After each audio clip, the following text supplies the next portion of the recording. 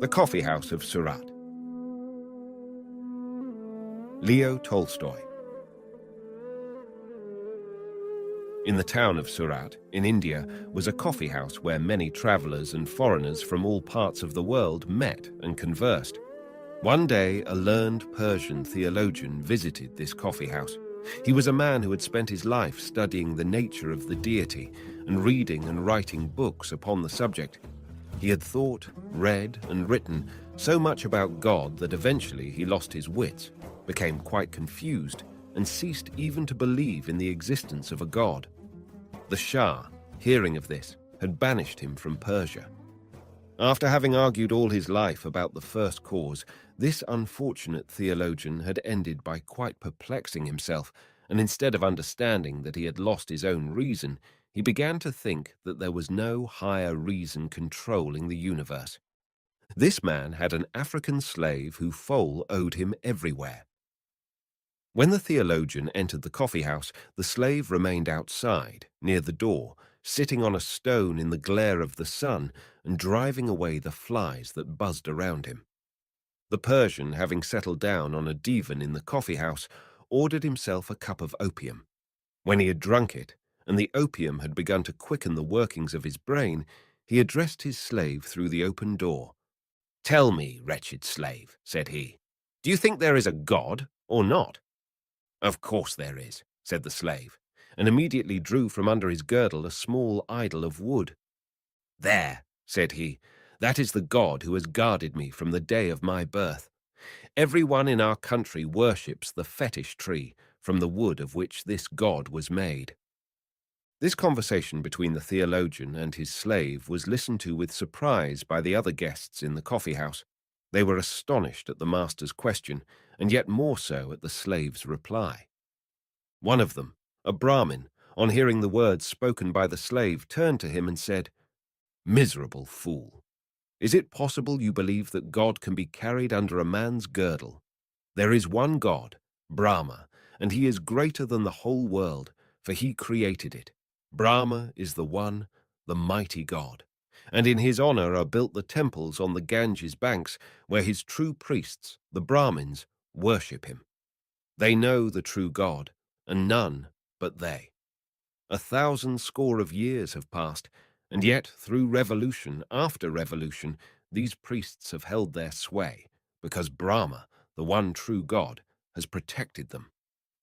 So spoke the Brahmin, thinking to convince everyone, but a Jewish broker who was present replied to him and said, "No, the temple of the true God is not in India. Neither does God protect the Brahmin caste. The true God is not the God of the Brahmins, but of Abraham, Isaac, and Jacob. None does he protect but his chosen people, the Israelites. From the commencement of the world, our nation has been beloved of him, and ours alone. If we are now scattered over the whole earth, it is but to try us, for God has promised that he will one day gather his people together in Jerusalem. Then, with the temple of Jerusalem, the wonder of the ancient world, restored to its splendor, Israel shall be established a ruler over all nations." So spoke the Jew and burst into tears. He wished to say more, but an Italian missionary who was there interrupted him. "What you are saying is untrue," said he to the Jew. "You attribute injustice to God. He cannot love your nation above the rest. Nay, rather, even if it be true that of old he favored the Israelites, it is now 1,900 years since they angered him and caused him to destroy their nation and scatter them over the earth, so that their faith makes no converts and has died out except here and there. God shows preference to no nation, but calls all who wish to be saved to the bosom of the Catholic Church of Rome, the one outside whose borders no salvation can be found." So spoke the Italian.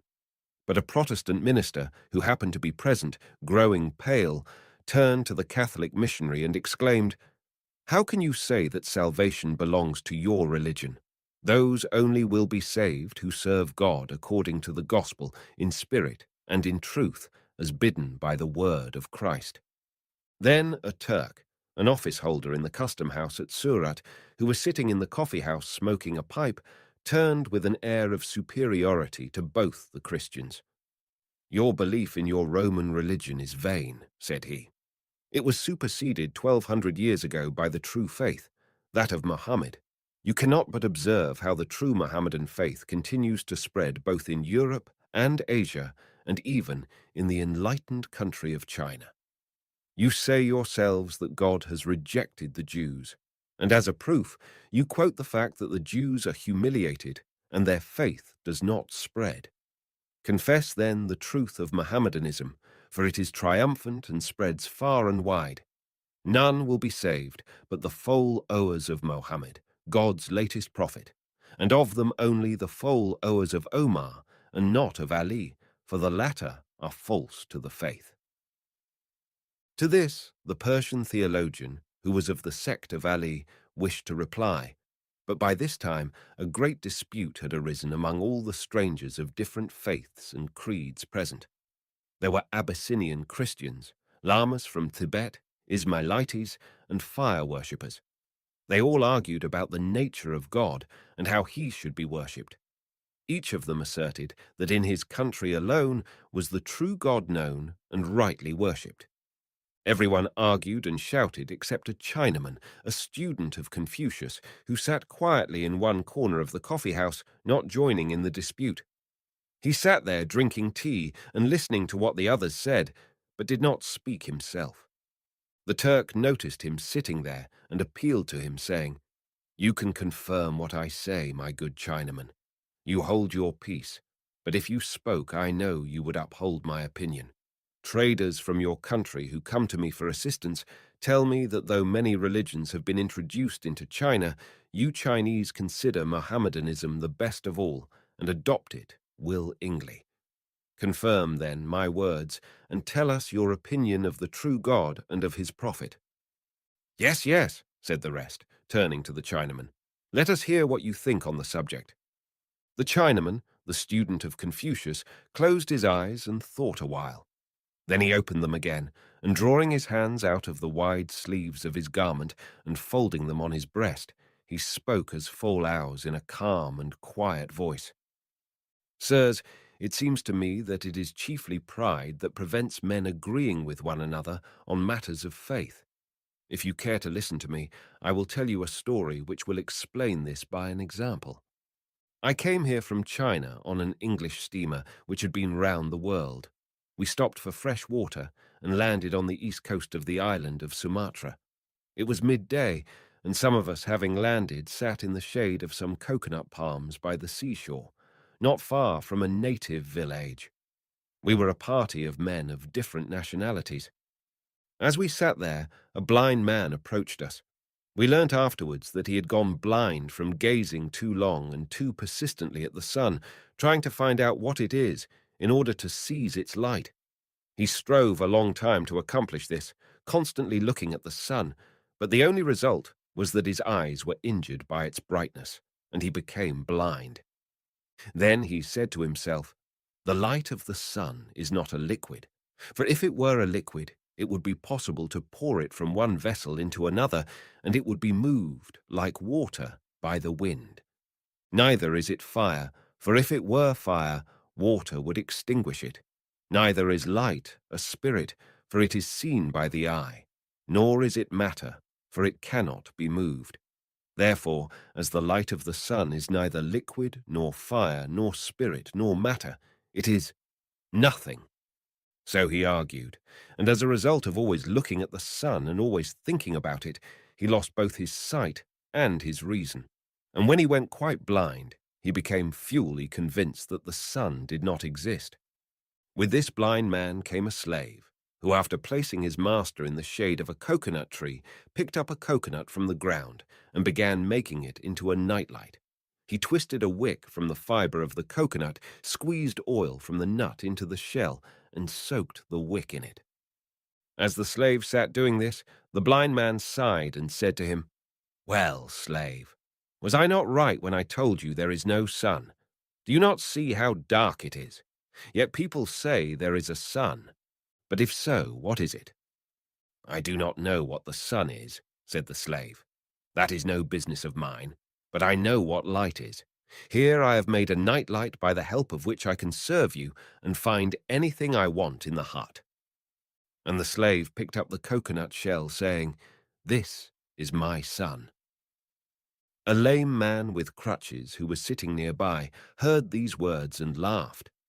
"You have evidently been blind all your life," said he to the blind man, "not to know what the sun is. I will tell you what it is. The sun is a ball of fire which rises every morning out of the sea and goes down again among the mountains of our island each evening. We have all seen this, and if you had had your eyesight, you too would have seen it." A fisherman who had been listening to the conversation said, "It is plain enough that you have never been beyond your own island. If you were not lame, and if you had been out, as I have, in a fishing boat, you would know that the sun does not set among the mountains of our island, but as it rises from the ocean every morning, so it sets again in the sea every night. What I am telling you is true, for I see it every day with my own eyes." Then an Indian, who was of our party, interrupted him by saying, "I am astonished that a reasonable man should talk such nonsense. How can a ball of fire possibly descend into the water and not be extinguished? The sun is not a ball of fire at all. It is the deity named Deva, who rides forever in a chariot round the golden mountain, Meru. Sometimes the evil serpents Ragu and Ketu attack Deva and swallow him, and then the earth is dark. But our priests pray that the deity may be released, and then he is set free. Only such ignorant men as you, who have never been beyond their own island, can imagine that the sun shines for their country alone." Then the master of an Egyptian vessel, who was present, spoke in his turn. "No," said he, "you also are wrong. The sun is not a deity, and does not move only round India and its golden mountain. I have sailed much on the Black Sea and along the coasts of Arabia, and have been to Madagascar and to the Philippines. The sun lights the whole earth, and not India alone. It does not circle round one mountain, but rises far in the east beyond the Isles of Japan, and sets far, far away in the west beyond the islands of England. That is why the Japanese call their country Nippon, that is, the birth of the sun. I know this well, for I have myself seen much, and heard more from my grandfather, who sailed to the very ends of the sea." He would have gone on, but an English sailor from our ship interrupted him. "There is no country," he said, "where people know so much about the sun's movements as in England. The sun, as everyone in England knows, rises nowhere and sets nowhere. It is always moving round the earth. We can be sure of this, for we have just been round the world ourselves, and nowhere knocked up against the sun. Wherever we went, the sun showed itself in the morning and hid itself at night, just as it does here." And the Englishman took a stick, and drawing circles on the sand, tried to explain how the sun moves in the heavens and goes round the world. But he was unable to explain it clearly, and pointing to the ship's pilot said, "This man knows more about it than I do. He can explain it properly." The pilot, who was an intel agent man, had listened in silence to the talk till he was asked to speak. Now everyone turned to him, and he said, "You are all misleading one another, and are yourselves deceived. The sun does not go round the earth, but the earth goes round the sun, revolving as it goes, and in the course of each 24 hours turning towards the sun, not only Japan and the Philippines and Sumatra, where we now are, but Africa and Europe and America and many lands besides. The sun does not shine for some one mountain, or for some one island, or for some one sea, nor even for one earth alone, but for other planets as well as our earth. If you would only look up at the heavens instead of at the ground beneath your own feet, you might all understand this, and would then no longer suppose that the sun shines for you or for your country alone." Thus spoke the wise pilot, who had voyaged much about the world, and had gazed much upon the heavens above. "So on matters of faith," continued the Chinaman, the student of Confucius, "it is pride that causes error and discord among men. As with the sun, so it is with God. Each man wants to have a special god of his own, or at least a special god for his native land. Each nation wishes to confine in its own temples him whom the world cannot contain. Can any temple compare with that which God himself has built to unite all men in one faith and one religion? Our human temples are built on the model of this temple, which is God's own world. Every temple has its fonts, its vaulted roof, its lamps, its pictures or sculptures, its inscriptions, its books of the law, its offerings, its altars, and its priests. But in what temple is there such a font as the ocean, such a vault as that of the heavens, such lamps as the sun, moon, and stars, or any figures to be compared with living, loving, mutually helpful men? Where are there any records of God's goodness so easy to understand as the blessings which he has strewn abroad for man's happiness? Where is there any book of the law so clear to each man as that written in his heart? What sacrifices equal the self-denials which loving men and women make for one another? And what altar can be compared with the heart of a good man on which God himself accepts the sacrifice? The higher a man's conception of God, the better will he know him. And the better he knows God, the nearer will he draw to him, imitating his goodness, his mercy, and his love of man. Therefore, let him who sees the sun's whole light filling the world refrain from blaming or despising the superstitious man who in his own idol sees one ray of that same light. Let him not despise even the unbeliever who is blind and cannot see the sun at all. So spoke the Chinaman, the student of Confucius, and all who were present in the coffee house were silent, and they disputed no more as to whose faith was the best.